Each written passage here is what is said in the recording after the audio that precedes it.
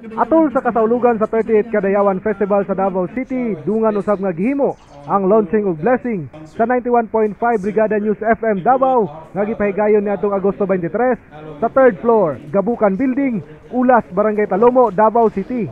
Ang maong launching ug blessing gitambungan sa mga opisyal sa Brigada Mass Media Corporation kinsa nagikan pa sa General Santos City.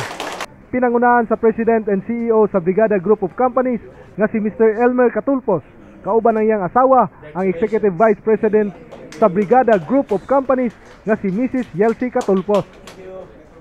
Gawas sa mga empleyado, higala, pamilya, ingon man, mga business partners sa Brigada News FM Davao nga nitambong sa mong kaugdahan, present usab sa mga okasyon, si former Davao City Mayor Sara Duterte nga mo'y dinapit nga bisita. Yes, congratulations sa tanan officers, employees sa Brigada News sa inyong inauguration and launching dinhi sa Dakbayan sa Davao. Kaning mao okasyon karon, of course malipayon kita gumikan kay dream come true kini.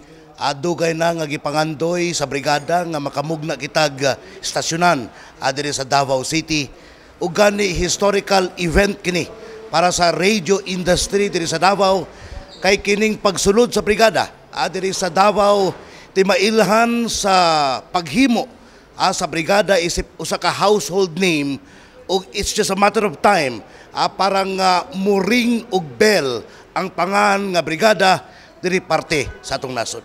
Congratulations sa tanan ilabi na sa Brigada News FM Davao people tungod kay usa ka success, grabe nga success ang launching.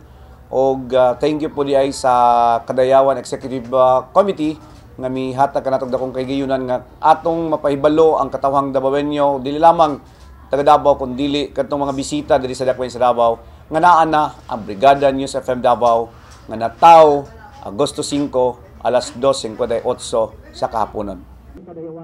Gikan dinhi sa Davao City, Julius Pacot, Brigada News. Nga gipresenta ni AJ Ruth sumandang ug ang hiyas ng kalambuan mao ang tribong Bagobo Klata nga gipresenta ni Michelle Ansan. Okay.